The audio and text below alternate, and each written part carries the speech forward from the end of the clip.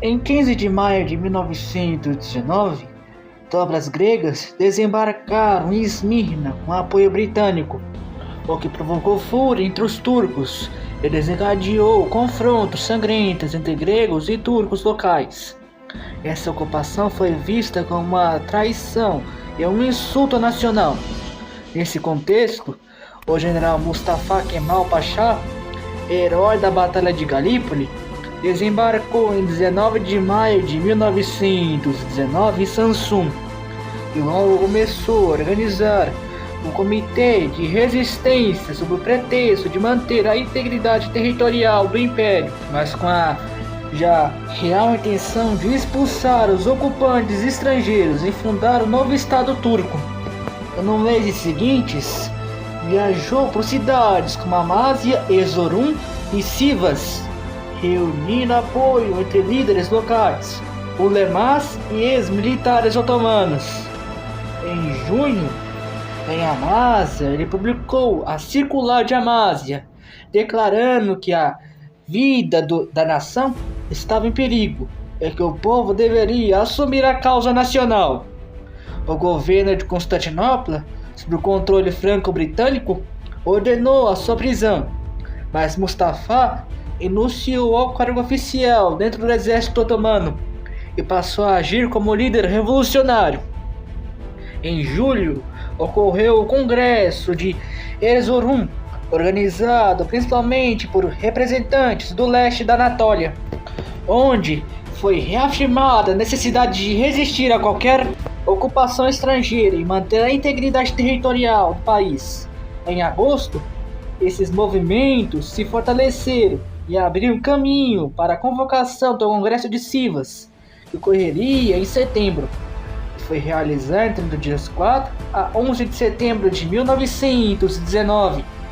Representantes de todas as regiões da Anatólia compareceram, e foi um marco fundamental no nascimento do Movimento Nacional Turco, no único movimento, a Associação para a Defesa dos Direitos da Anatólia e Rumélia, além de declarar que a soberania nacional não poderia ser entregue a nenhuma potência estrangeira. Também foi criado o Comitê Representativo, liderado por Mustafa Kemal Pasha, que funcionaria como um poder paralelo ao de Constantinopla. Em outubro de 1919, ele transferiu esse governo para Ankara, que oferecia melhor proteção geográfica e estava fora do alcance direto das tropas britânicas, gregas, francesas ou italianas. Em Constantinopla, o sultão Mehmed VI estava cada vez mais enfraquecido e subordinado aos aliados ocidentais.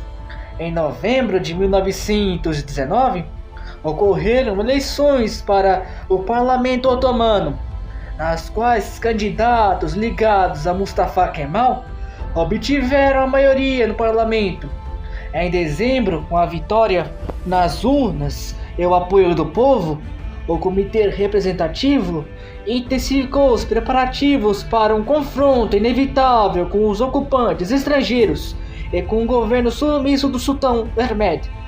Em janeiro de 1920, o novo parlamento otomano, eleito sob pressão do movimento nacional, foi inaugurado em Constantinopla. Já em fevereiro, esse parlamento aprovou o famoso Pacto Nacional, que declarava que os territórios habitados por turcos eram indivisíveis, que a soberania pertencia aos povos turcos e que o direito à soberania turca era essencial, rejeitando a ocupação estrangeira.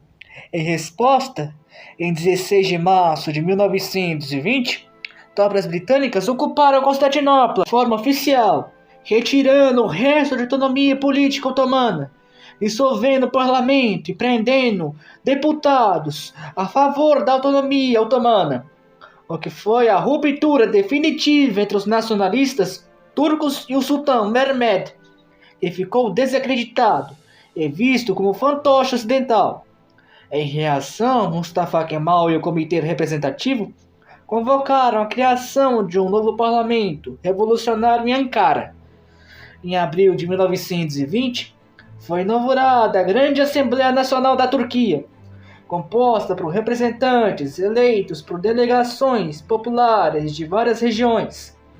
Mustafa Kemal foi eleito presidente da Assembleia e comandante supremo das forças revolucionárias e passou a gerenciar o governo de Ankara, a agir como uma verdadeira pátria, emitindo leis, impostos, formando seu próprio exército nacional, desafiando abertamente a Constantinopla submissa.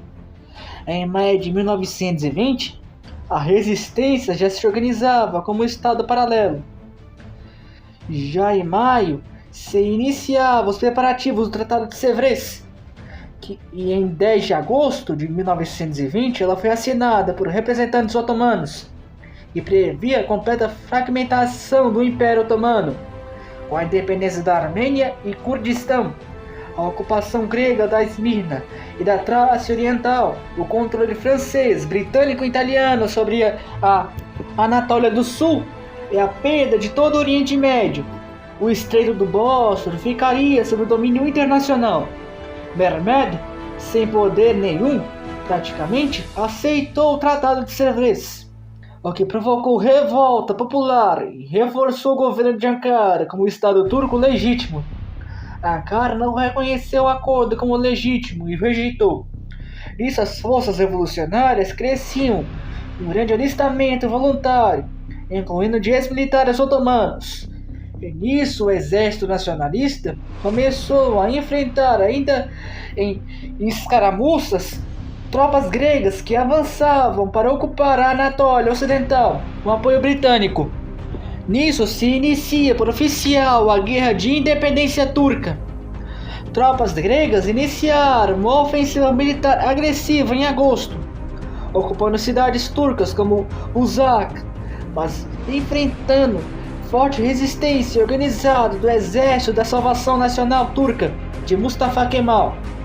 Em resposta, o governo de Ankara declarou guerra por oficial à Grécia. Nesse interim, também houve confrontos internos com bandos armados islâmicos leais ao sultão, como o califa, conhecido como os exércitos califais, que tentavam sabotar o movimento nacionalista de Kemal no interior da Anatólia, mas foram gradualmente derrotadas pelo exército nacionalista.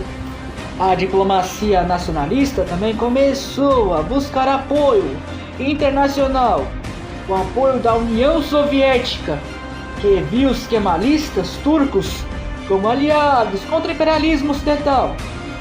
Em novembro de 1920, começaram os primeiros contatos diplomáticos com os bolcheviques soviéticos. No início de 1921, os gregos, ajudados por ajuda britânica, lançaram uma grande ofensiva para destruir o governo de Ankara, ocupando Afyon e marchando em direção a Ankara. Mas já em janeiro de 1921, os nacionalistas obtiveram sua primeira vitória importante em Inono, sob o comando de İsmet Paşa, o que elevou a moral das tropas nacionalistas. Em março, os gregos contra-atacaram e novamente avançaram, resultando na segunda batalha de Inono, onde mais uma vez os nacionalistas vencem. Mas apesar dessas vitórias, a situação dos turcos era desesperadora devido à inferioridade numérica, à falta de armamento, à escassez de recursos e inimigos externos e internos muito fortes. Então, já em março de 1921, foi assinado o Tratado de Moscou, na qual os soviéticos reconheceram oficialmente o governo de Ankara e estabeleceram as fronteiras orientais da Turquia, além de dar armas e equipamentos na luta de Mustafa Kemal. Em julho de 1921, os gregos lançaram sua maior ofensiva até então na guerra, cruzando o rio Sakarya e chegando a 80 quilômetros de Ankara, ameaçando o coração político nacionalista turco. Diante do risco extremo, Mustafa Kemal assumiu pessoalmente o comando supremo do exército, cumprindo os poderes dados pela Assembleia, e iniciou a defesa desesperada de Ankara. E de 23 de agosto a 13 de setembro de 1921, se travou a grande Batalha de Sakarya, uma das mais sangrentas da Turquia moderna. Os turcos resistiram por 20 dias aos gregos e fazem os gregos recuarem. Após Sakarya, a ofensiva grega foi interrompida para sempre. Em uma grande vitória para Mustafa Kemal, foi promovido a marechal e recebeu o título de Gazi, vitorioso, o mesmo título que foi dado a Osman, o primeiro sultão otomano. No campo diplomático, a vitória em Sakarya teve repercussão internacional. Então ele já em setembro assina um acordo com Kemal e se retira da Turquia.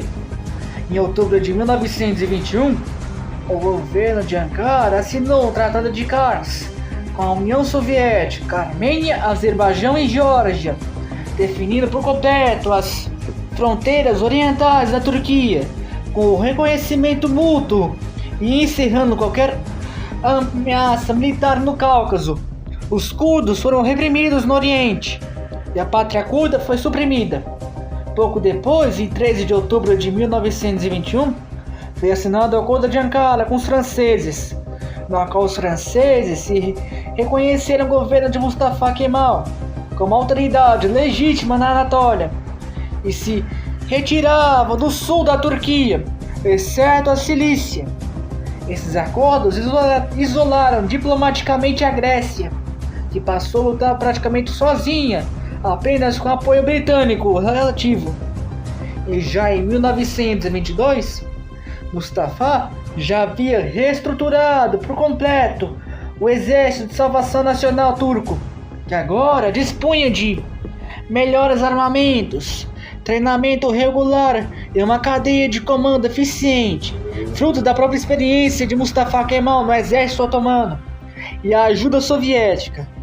Já em Atenas, o entusiasmo grego para a guerra diminuiu, o exército estava desgastado e desmoralizado. Do lado turco, entre março a julho de 1922, os turcos fizeram manobras de disfarce e engano estratégico enquanto se preparavam para uma grande ofensiva e para uma vitória total contra os gregos.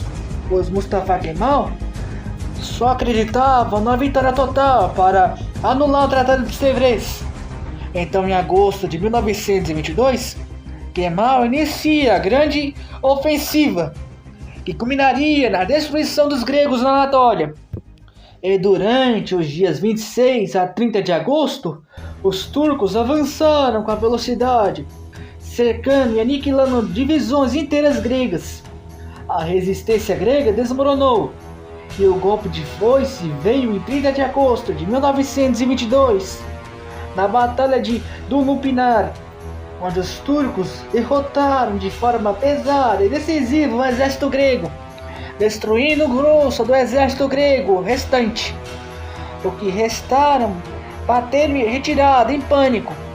Nisto, Kemal iniciou ofensivos sinais contra o combalido exército grego, com pouquíssima resistência. E já no dia 9 de setembro, as tropas turcas entraram vitoriosamente em Esmirna. Então Kemal se virou contra os britânicos e o sultão em Constantinopla, levando o Reino Unido à beira da guerra. Contudo, uma guerra contra Kemal exigiria recursos humanos britânicos em larga escala, o que o cansado exército britânico, vencedor da Primeira Grande Guerra Mundial, não conseguiria fazer, pois estavam cansados economicamente e o povo britânico não aceitaria uma nova guerra. 4 anos depois do fim da Primeira Grande Guerra Mundial, então o governo britânico negociou a paz, e em 11 de outubro de 1922 foi assinado o Armistício de Mudânia entre os turcos, gregos, britânicos, franceses e italianos. Os gregos evacuaram a Trácia Oriental, que foi entregue aos turcos. A vitória de Kemal foi o calmo caixão otomano, que perdeu todo o apoio popular. Os nacionalistas viraram republicanos. Então, em 1º de novembro de 1922, a grande Assembleia de Ankara aboliu o Sultanato Otomano, após 6 séculos de existência. O sultão Mehmed VI foi deposto e fugiu de Constantinopla a bordo de um navio britânico para a Itália, onde morreu em 1926. O califado ainda foi mantido com o primo de Mehmed, Abdülmecid II, por 2 anos, até 1924. Um governo provisório foi instalado com capital em Ankara. A partir de 1923, negociações de uma paz oficial com a Turquia se iniciaram, onde a delegação turca, liderada por İsmet İnönü, o antigo İsmet Pasha, o vitorioso de Inonu, que buscava anular os termos de Sèvres. Então o Tratado de Sèvres foi substituído e revertido no Tratado de Lausanne em 24 de julho de 1923, garantindo a Trácia Oriental à Turquia na Europa e toda a Anatólia, em prol de aceitarem a perda do antigo território otomano no Oriente Médio. Mustafa Kemal fez um acordo com o governo grego e deportou 500 mil gregos da Turquia para a Grécia, e a Grécia deportou 1,5 milhão de turcos dos seus territórios para a Turquia, encerrando a disputa territorial por enquanto, pois Mustafa queria formar uma pátria única turca. Internamente, Mustafa Kemal consolidou seu poder no país, adquirindo o termo Atatürk para os turcos de forma não oficial. E após um governo provisório, regido pela Assembleia Nacional, já um processo de ocidentalização foi feito na sociedade otomana. Coisas como o fés passou a ser desestimulado em prol dos chapéus ocidentais. Uma nova constituição seria elaborada e seria promulgada em 1924, baseadas em códigos europeus, principalmente franceses, suíços, italianos e britânicos, e entre outros. E a ocidentalização continuaria por muito tempo. E no dia 29 de outubro de 1923, uma sessão na Assembleia Nacional Turca, foi oficialmente proclamada a República da Turquia. E Mustafa Kemal Atatürk seria eleito seu primeiro presidente, cargo que ocuparia até a sua morte em 1938. E assim se estabelece a Turquia moderna, a República da Turquia. E falaremos de Atatürk no próximo episódio. Estejam aqui para ver. Fique com Deus e até mais.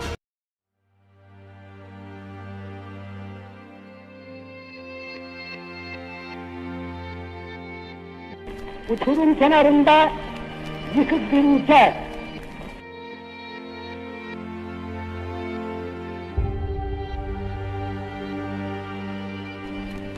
Türlü düşmanlarla kanlı buluşmalar.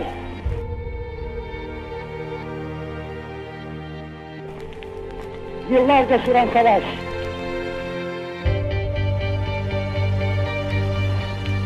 Ondan sonra içeride ve dışarıda saygıyla tanılan yeni vatan, yeni sosyete, yeni devlet. Ve bunları başarmak için arasız devrimler.